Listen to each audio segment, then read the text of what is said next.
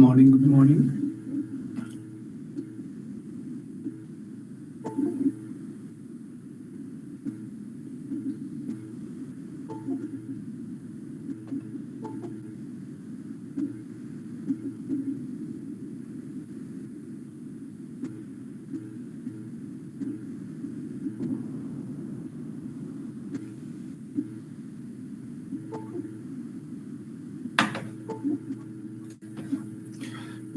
Okay, good morning, students.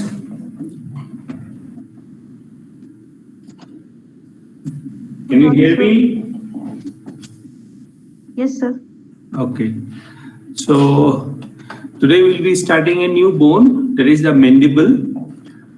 So actually we have finished the bones of the upper jaw and the cranial bones. So today we'll be discussing mainly the bones of the lower jaw. In the lower jaw region, there are actually two bones are there. One is mandible and the other one is hyoid. So first let us discuss about the mandible. Okay. So the mandible, it is the largest bone of the face. So you should remember, among all the bones that you find in the facial region here, or rather in the skull itself, the largest bone is the mandible. So it is the largest bone of the face.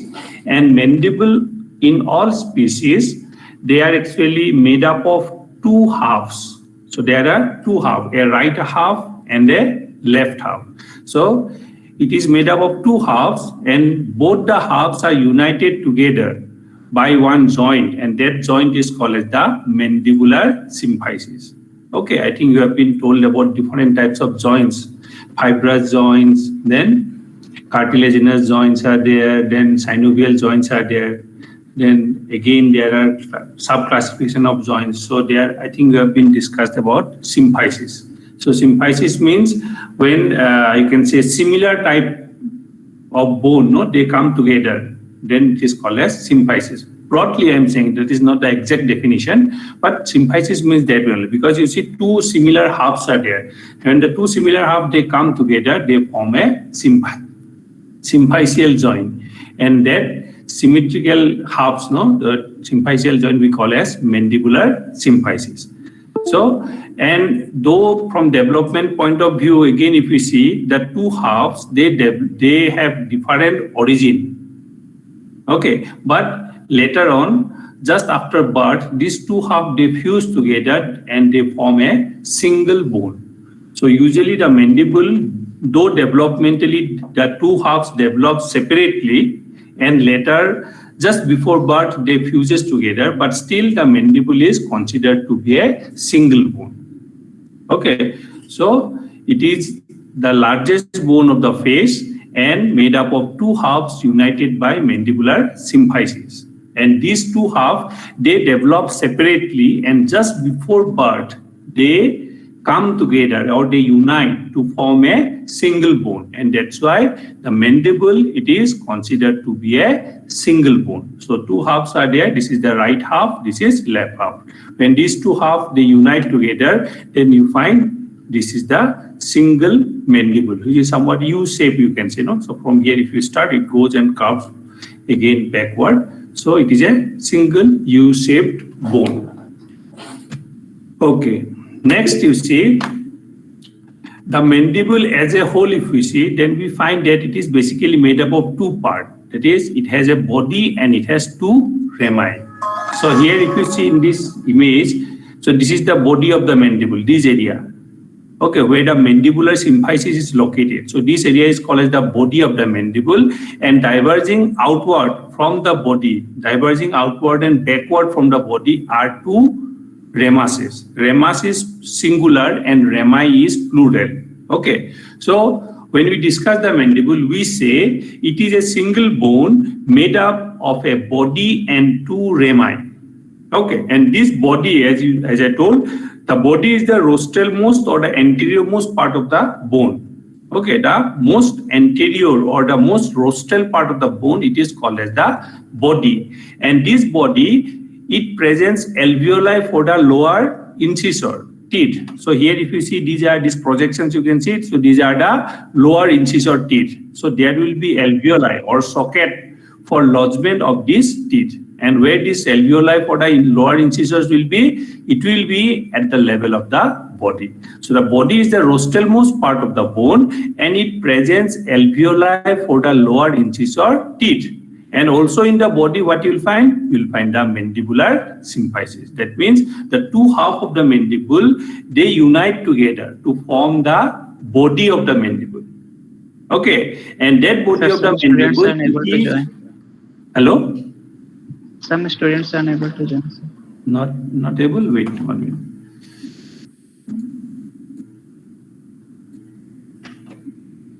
Okay, I hope all are in now. Okay, so I was telling the body, you see the two halves, they unite together and they form the body. So at the level of the body, you will always have the mandibular symphysis. So here you can see one ridge here. So this ridge indicates the mandibular symphysis. In addition to that, this body, it is the rostral-most part of the body of the bone, and it presents alveoli for the lower incisor teeth. So here you can see some more teeth here. Okay, so these are the cheek teeth, or these are the premolars and molars. So premolars and molars, they are found in the ramus, whereas the incisors are associated to the body of the mandible. Okay, then come the two rami. So the two rami, they are the curved, larger caudal or posterior part. Okay, so this is a curved bone. You see, it's going backward, then it turns upward this way. So this caudal or posterior curved larger part, this is called as the rami.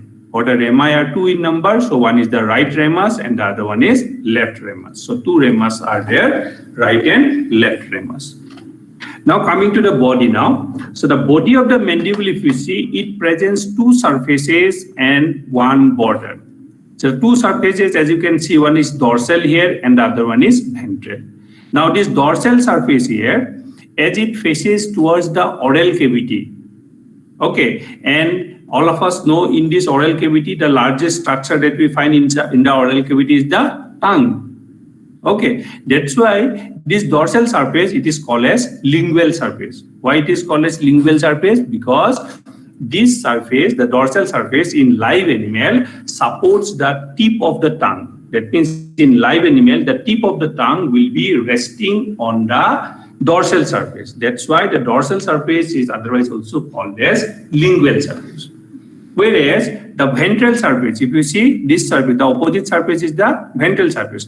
Now this ventral surface, it is called as the mental surface, otherwise it is also called as labial surface. Why it is called as labial surface? Because you see this lower or ventral surface, it is in contact with the lower lip. Okay, in live animal, the lower lip will remain here. Okay, because this surface is in contact with the lower lip, so the ventral surface is called as labial surface. Or it is also called as mental surface, because you see in this surface actually here at the junction between the body and the ramus, you find a foramen here. Okay, that can be seen here. You can see the cursor. So this foramen, this is called as mental foramen. So this ventral surface, as it is associated with the mental foramen, so it is also called as mental surface, or it can be called as labial surface. Why? Because it is associated with the lower lip. So I'll repeat once again, the body presents two surfaces. The two surfaces are lingual surface or the dorsal surface, which supports the tip of the tongue, and the ventral surface or mental surface or labial surface. The ventral surface is called as labial surface because it is associated with the lower lip, whereas, or it can be also called as mental surface because it is associated with the mental foramen. Okay, then in addition to two surfaces, the body presents one border, and that border is called as what? Alveolar border. Why alveolar border? Because this border presents alveoli for the lower incisor teeth. That means this rostral border here, this border, this is called the alveolar border because it presents alveoli or sockets for the lower incisor teeth.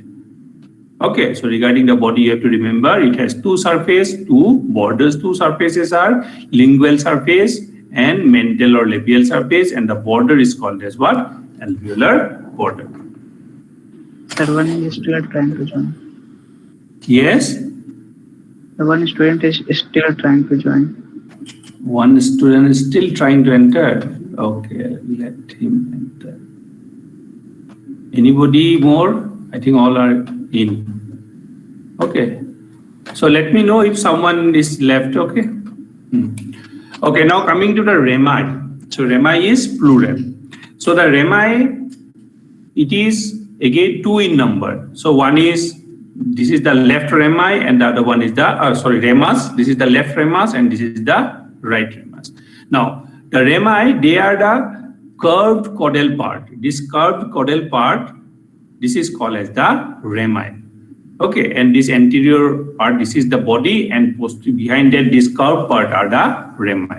So the curved caudal part are the remi, and these remis, they diverge outward and backward from the body. Suppose this is the body. From this body, they are diverging outward. That means they will diverge laterally and also backward. So they diverge outward and backward from the body. Okay, and each remas, that means the singular. So this is one remas, this is another remas. So each remas is in turn made up of 3 parts: a horizontal part, a vertical part, and an angle. So if you see here, this is the horizontal part. Okay, then this is the vertical part, and where the 2 parts meets, that is the angle. So each remas is made up of a horizontal part, a vertical part, and an angle. The horizontal part is the longest. So if you see from the body behind, from here to the level of angle, so this area, this whole area will be the horizontal part. So it is the longest part, and this horizontal part in turn will support the lower cheek teeth. So you can see these are the lower cheek teeth. That is the premolar, 3 premolar, and 3 molars. So these premolars and molars, or the cheek teeth, they will be supported by the horizontal part. Then there is the vertical part. As the name implies, it will be oriented in the dorsoventral direction. Okay, so this is the vertical part. So the vertical part is the caudal part, okay, which is directed in the dorsoventral direction, and it is somewhat flat. Okay, it is the flat caudal part. Whereas there is one more structure there in each remas, that is the angle. So the angle is the widest and most curved part of the remas.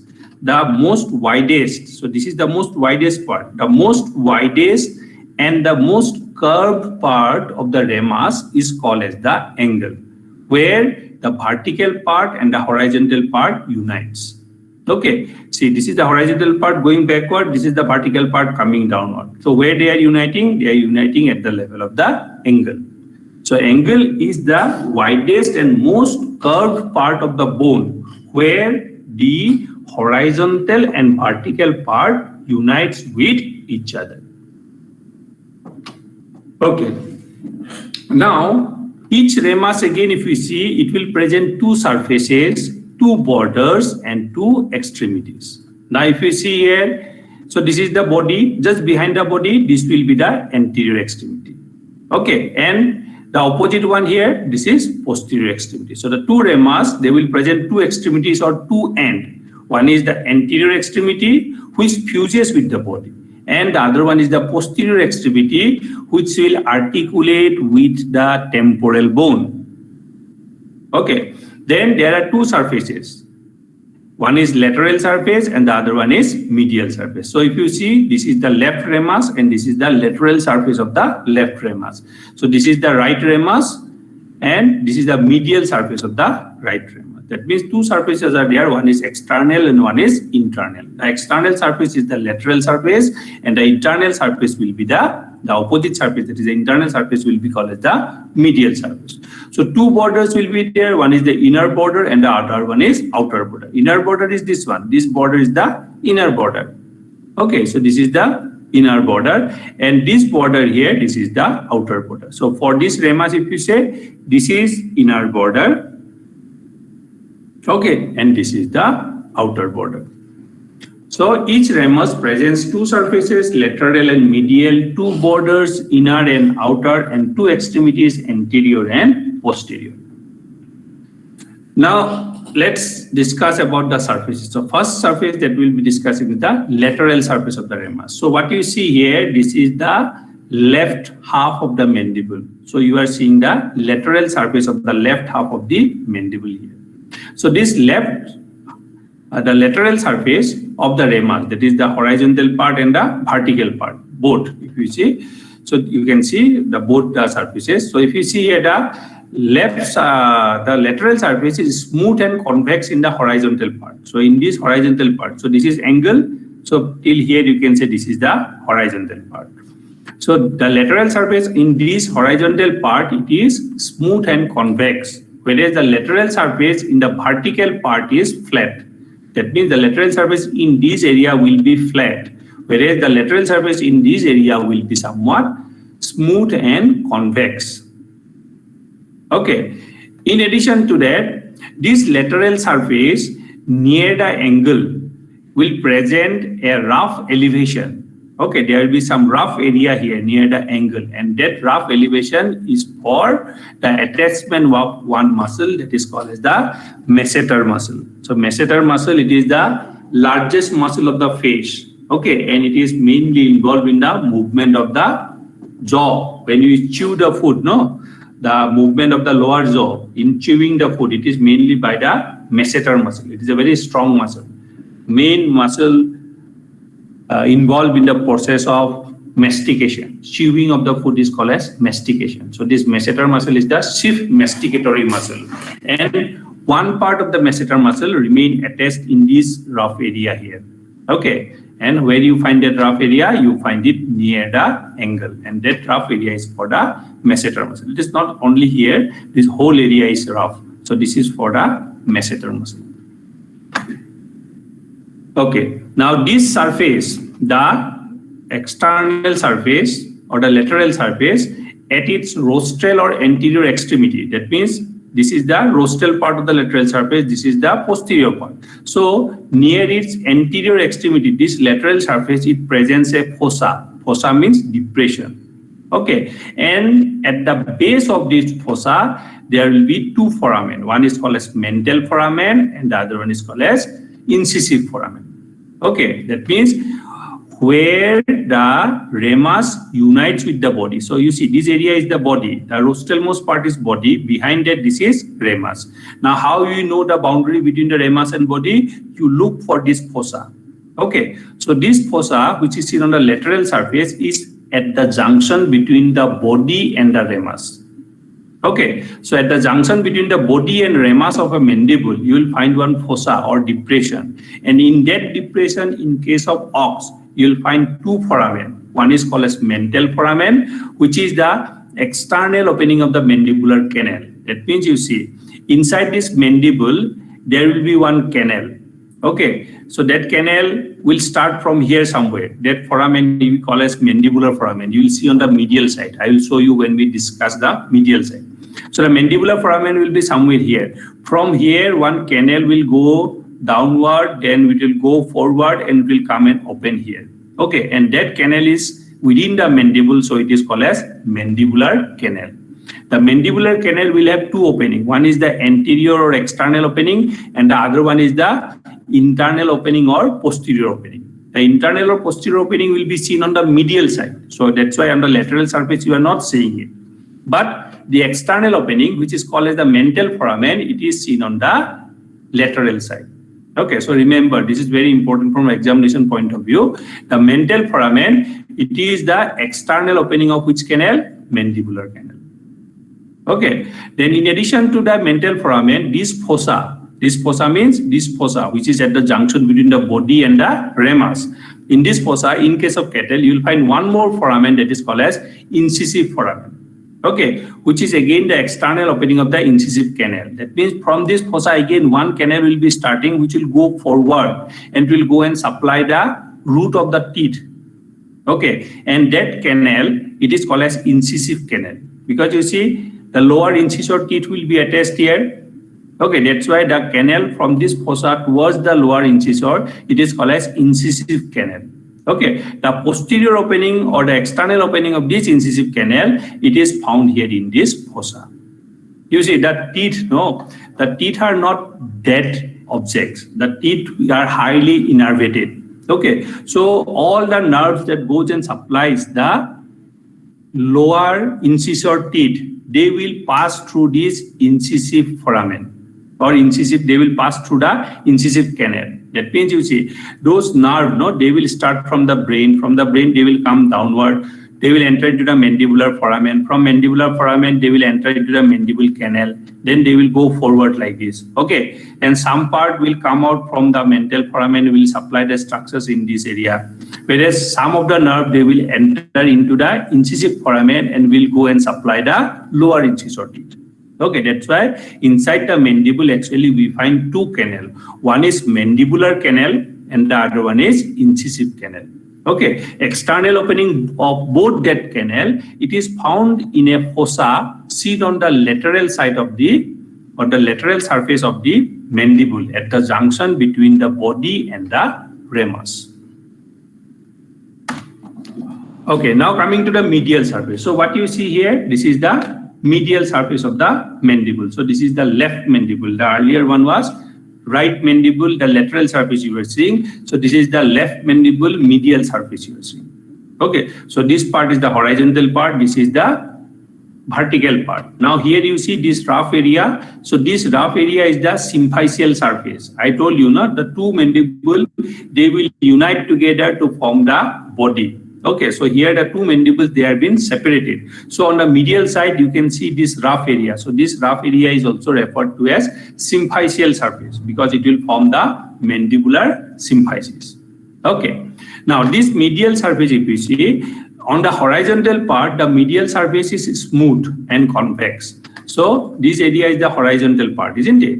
So in this area, this medial surface is smooth and convex and it gives attachment to mainly three muscles. One is called as mylohyoid muscle, then geniohyoid muscle and genioglossus muscle. So three muscles, this surface, the medial surface of the horizontal part, it gives attachment to three muscles. Whereas on the vertical part, so this is the medial surface of the vertical part. So the medial surface of the vertical part is somewhat depressed. Okay, so that you cannot appreciate in this two-dimensional image. Otherwise, this area is somewhat depressed and it presents rough lines. So you can find many rough lines here. Okay, and these rough lines are for the attachment of one muscle that is called as the pterygoid muscle. Okay, so the medial surface is depressed and presents a rough line on its lower part for the pterygoideus muscle. Okay, now just above or just dorsal to this rough line, there will be one foramen here, and that foramen is called as what? Mandibular foramen. Okay, so this is the mandibular foramen. So this mandibular foramen, it is almost at the center of the vertical part. Almost at the center of the vertical part, you will find the... Excuse me, sir. Yes?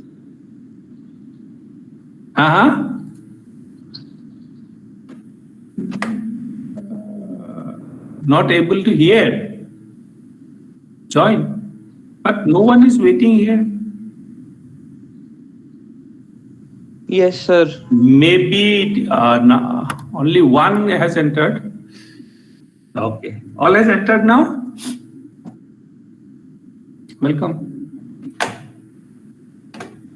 So I was saying the medial surface of the vertical part, it is depressed and it's on its lower part, it presents a rough line for the pterygoideus muscle, and almost at the center, it presents a foramen, and that foramen is called as mandibular foramen, which is the internal opening, not external, sorry, this will be internal, which is the internal opening of the mandibular canal.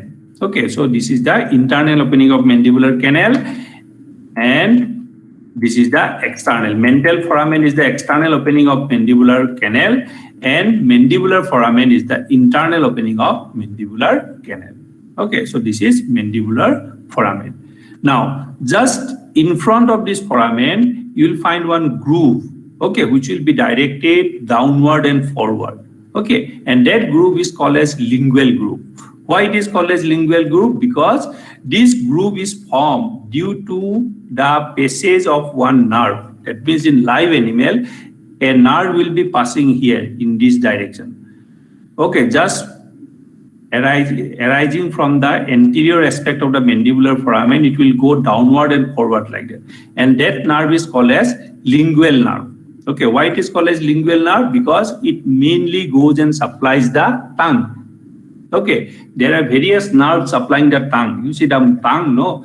That in the tongue there will the muscle that we find in the tongue, they are skeletal muscle. Skeletal muscles are voluntary muscles. You can move your tongue in various directions. You can move your tongue upward, downward, to the right, to the left, or you can rotate it. Okay, that means the movement of the tongue is under your voluntary control.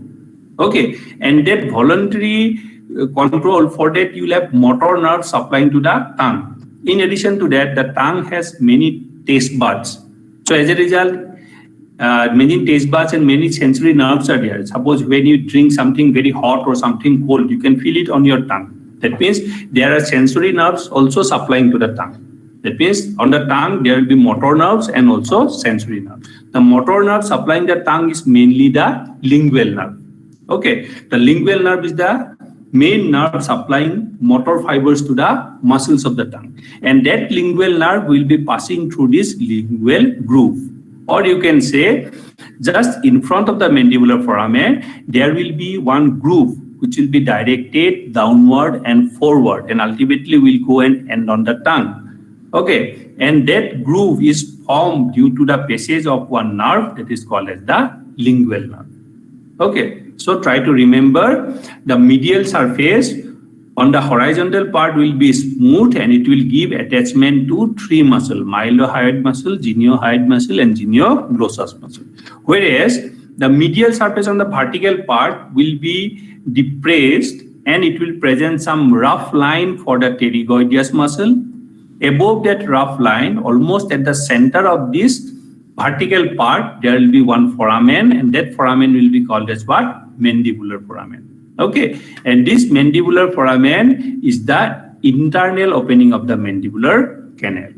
Now, just in front of the mandibular foramen, there will be one groove which will be directed downward and forward, and that groove will be called as lingual groove. And why it is called as lingual groove? Because it serves for the passage of the lingual nerve. And what is this lingual nerve? It is the main motor nerve to the tongue. Okay, then coming to the borders. So the ramus of the mandible, it presents two surfaces and two borders. The two borders we say inner border and outer border. So here you see this area is the inner border. Okay, this is inner border and this is the outer border. Now the inner border in the horizontal part, it will present an interalveolar space in front and 6 alveoli for the lower cheek teeth behind. That means if you see here, this is the inner border. Okay, so the inner border we can divide it into two parts. The inner border which is seen on the horizontal part, we can call it as the alveolar border also. Why we can call it alveolar border? Because it presents alveoli for the lower cheek teeth. That means in this inner border, actually, we can say the inner border or the alveolar border of the horizontal part, it presents interalveolar space. You see here, these are the incisor teeth. Alveoli for incisor teeth will be here. Alveoli for the cheek teeth will be here. So between these alveoli for cheek teeth and incisor teeth, this area is devoid of any alveoli. Okay, that's why this area, this is called as the interalveolar space. Behind that, you will have alveoli for the cheek teeth. Okay, that's why we say the inner border in the horizontal part will present interalveolar space in front. That means in front it will present interalveolar space, and behind it will present what? 6 alveoli for the lower cheek tooth. Whereas the inner border in the vertical part, that will be thin.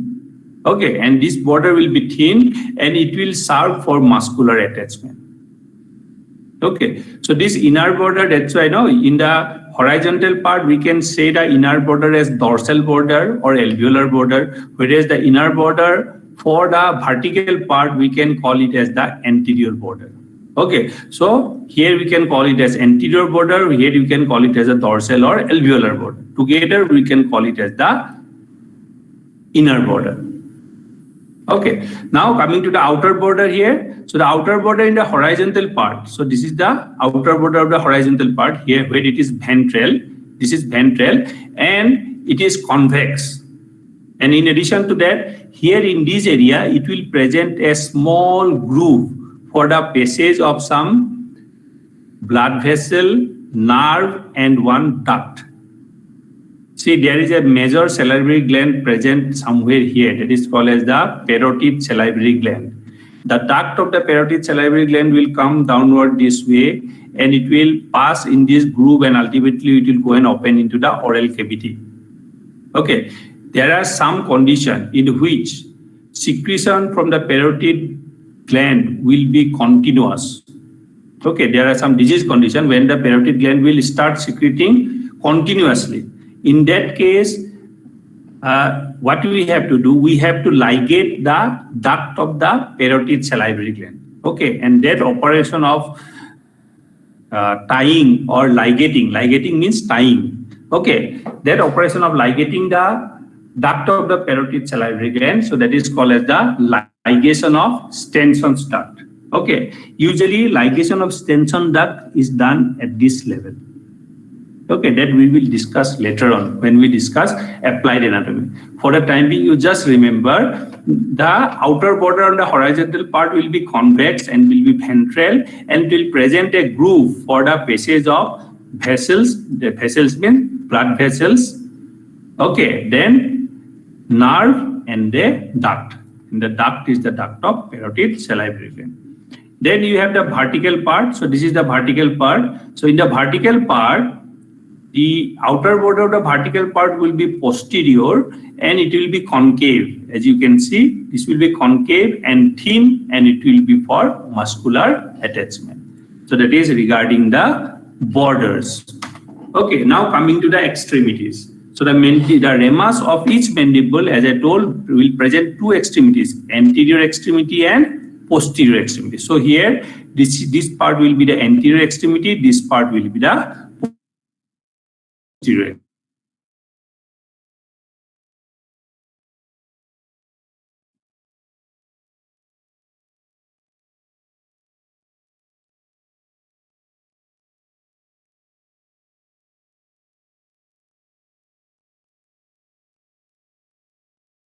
Foramen, one is the mental foramen and the other one will be the incisive foramen. Okay, that we have already discussed.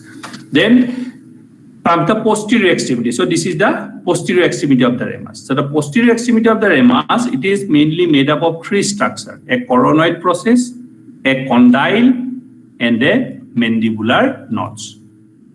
Okay, so if you see here, this is the coronoid process and most anterior is the coronoid process and the most posterior is the condyle. And between them, these knots, this is called as mandibular knots. So try to remember the posterior extremity of the mandible presents three structures: a coronoid process and a condyle separated by a mandibular notch. So it presents a coronoid process, a condyle separated by mandibular notch. So ultimately three structures: coronoid process, condyle, and mandibular notch. So the coronoid process, if you see, it is long and curves upward and backward. You see, this is the coronoid process, which is long and it is curving upward and backward. You can see it is curved backward. It is directed upward and curves backward. And this coronoid process in live animal will remain in the temporal fossa region. Now, if you see in this skull, the upper image, if you see here, so this is the mandible, and what you see here, this is the coronoid process. And this area here, just behind the orbit, so this is called as temporal fossa. So in live animal, where the coronoid process will be located, it will be seen in the temporal fossa region. Okay, so the coronoid process is long and curves upward and backward and is seen in the temporal fossa region and is for muscular attachment. So many muscles will come and attach here, mainly the pterygoideus muscles will, and pterygoideus and temporalis muscle will come and attach in this part. Okay, then the condyle. So you see the condyles are elongated transversely. So if you see these are the condyle. So the condyles are not round actually. So they are elongated, and their elongation is transversely. That is in the right left direction. Okay. So the condyles are elongated structures which are elongated transversely or in the right left direction. Okay, and these condyles, they are for articulation with the squamous part of the temporal. So here if you see, this is the condyle. So this condyle, they are articulating with the squamous temporal bone. Okay, and they form one joint here, and that joint is called as the temporomandibular articulation. And remember, very, very important, the temporomandibular articulation is the only movable joint of the skull. Okay, there is only one movable or synovial joint in the skull, and that movable or synovial joint on the skull, that is called as temporomandibular joint or temporomandibular articulation, which is formed between the condyle and the squamous temporal bone, condyle of the mandible and the squamous temporal bone. Okay, so this condyle here, this is the condyle, so they will form one joint. That joint is between the temporal bone and the mandible bone, so it is called as temporomandibular articulation. Only movable joint of the skull is temporomandibular articulation. Remember. Okay. Then separating the coronoid process from the condyle is one notch, and that notch is called as what? Mandibular notch. Okay, and this mandibular notch is for the passage of one nerve that is called as mesenteric nerve. So mesenteric nerve, from the name itself, it implies it mainly goes and supplies the masseter muscle. So the masseter muscle is the chief masticatory muscle of the body. Okay, so that is about the posterior extremity of the mandible. So this mandible bone, it is very, very important from examination point of view. I am not saying that I will be asking you this question in exam, but you have to be very, very clear, because I have seen after every alternate year or maybe continuously questions are asked on mandible. Okay. Like discuss the mandible of ox, or compare the mandible of ox with horse, or compare the mandible of ox with dog. So there will be always questions on the mandible, maybe long questions or maybe short questions. So this bone is very, very important. Am I clear? Hello? Yes, sir. Yes, sir. Any doubt regarding the mandible of ox? Any doubt? No, sir. Doubt will be there if you listen to me only, no? So I will give you the notes, don't worry. So mandible, again, briefly I'll tell you. See that the mandible, it is the largest bone of the face. Okay, it is made up of two halves which unite together just before birth to form a single bone. That's why we say the mandible is a single bone. Now this mandible, it presents a body and two rami. Okay, the body is the most rostral part, and that body is the most rostral part of the mandible where the two halves unite. So in the body, you will find the mandibular symphysis. Okay, in addition to that, the body also presents two surfaces and one border. The dorsal surface which supports the lip, tongue, it is called as lingual surface, and the ventral surface which supports the lower lip is called as the labial surface, otherwise also called as mental surface, because that surface is associated with the mental foramen. Okay, and the one border that we find on the body, that is called as the alveolar border, which presents alveoli for the lower incisor teeth. Then comes the ramus. So the ramus are two, one is right and left ramus. Each ramus presents two surfaces, is made up of three parts, a horizontal part, a vertical part, and an angle. Okay, the angle is the part which unites the two, which unites the horizontal and the vertical part, and it is the widest most part.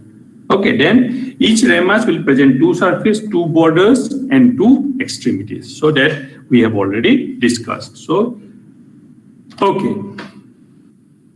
Now coming to the mandible of horse. So I will go very fast here. So the mandible of horse, if you see, unlike that of cattle, the mandible of horse, in the mandible of horse, the two halves fuses completely. So there is no mandibular symphysis in case of horse. Okay, there is no symphysis. Rather, the two bone will fuse completely. So it is very difficult to separate them out in case of horse. But in case of cattle, you can easily separate the two halves because they form symphysis. But in case of horse, they completely fuse with each other. So the first differentiating point you have to remember, mandibular symphysis is absent in case of horse because the two halves of the mandible of horse, they completely fuses with each other.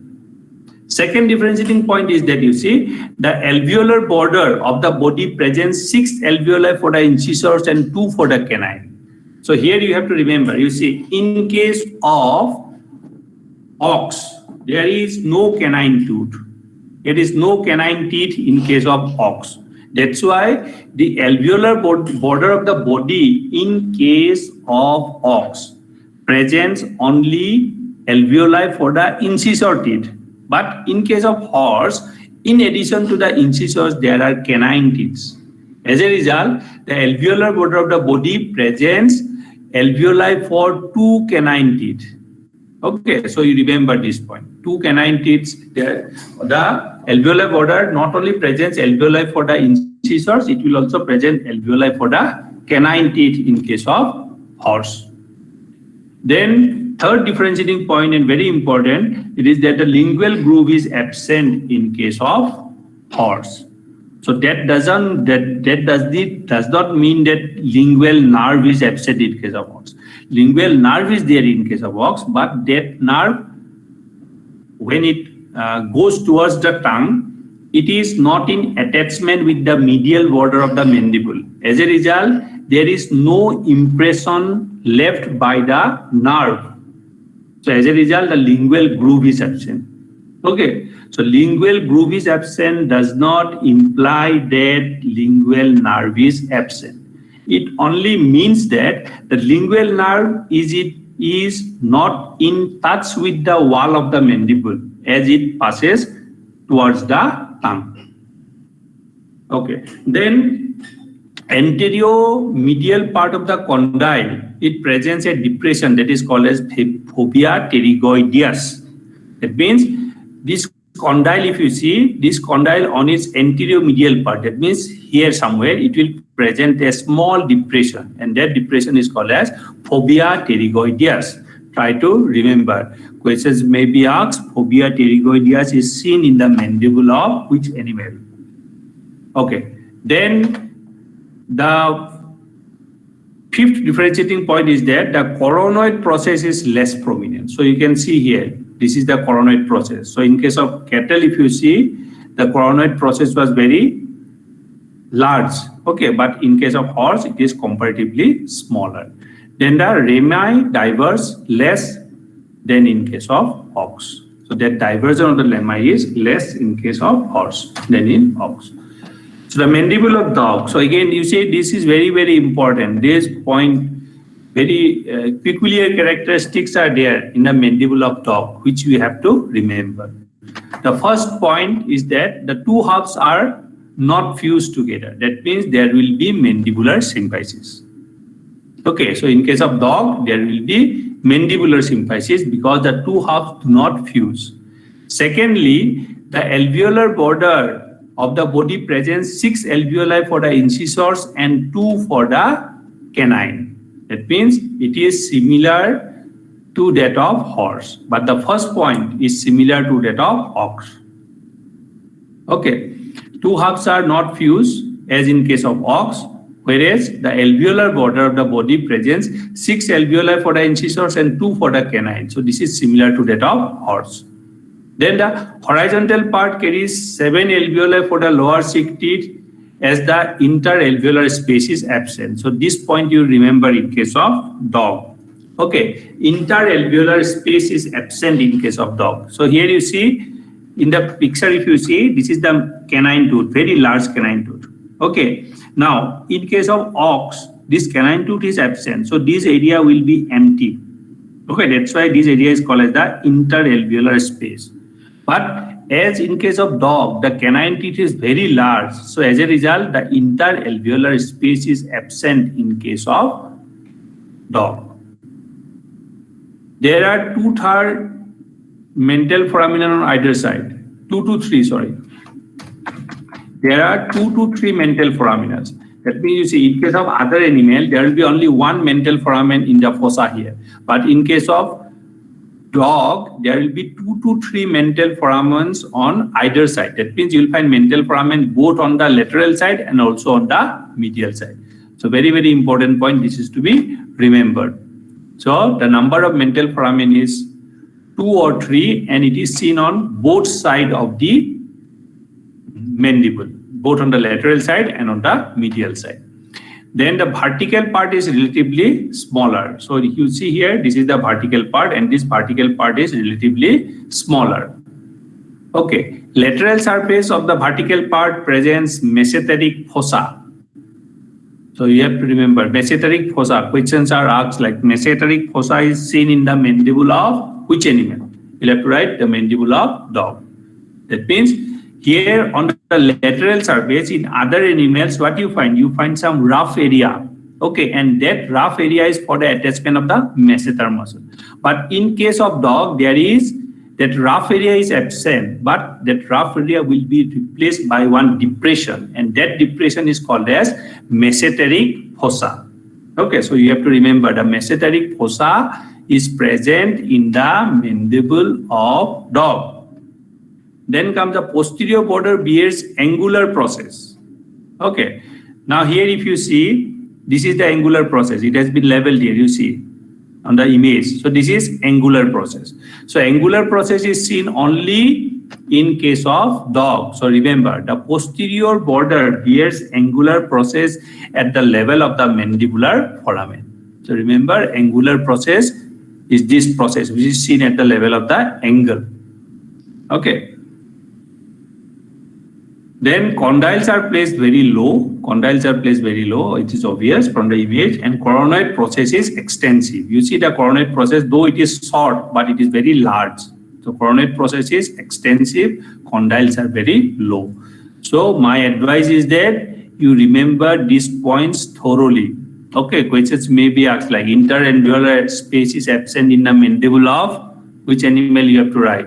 Medial mental foramen is seen in case of which animal? You'll have to write dog.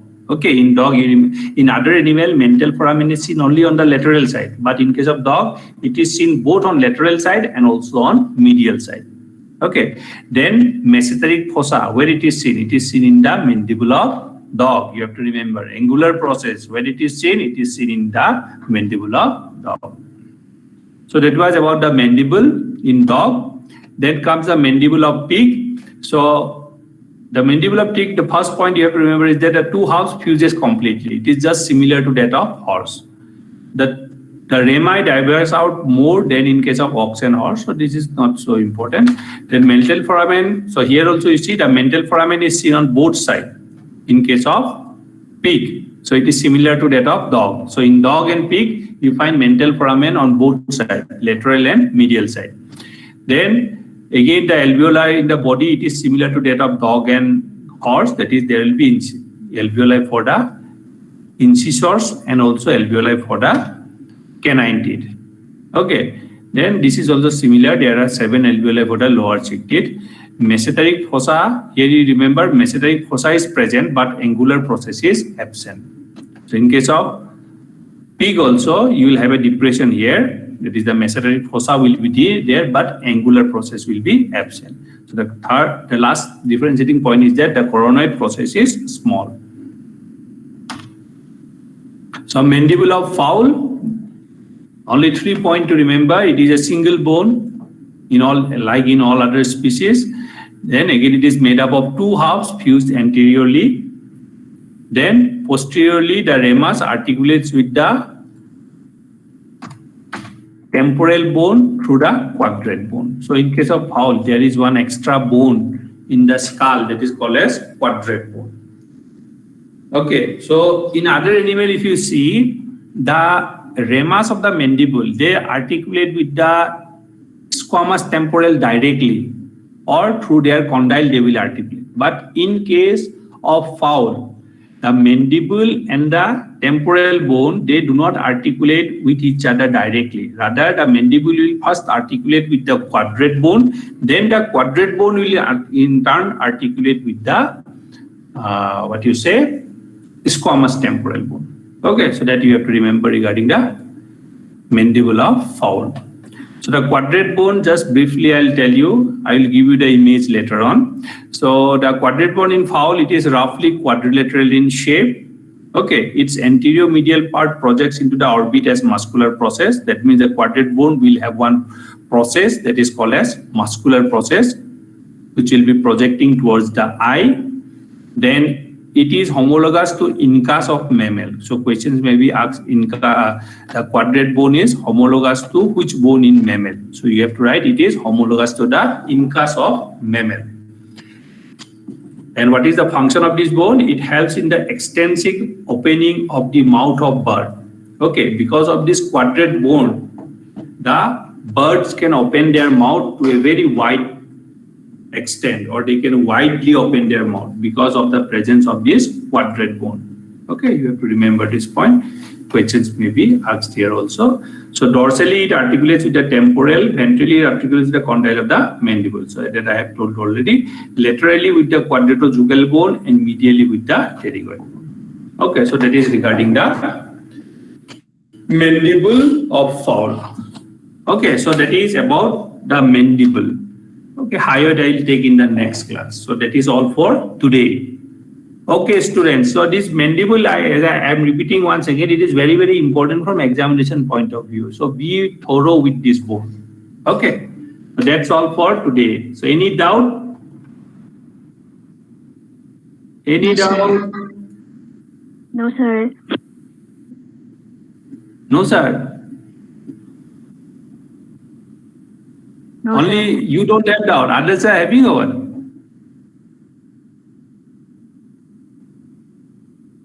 No one responds.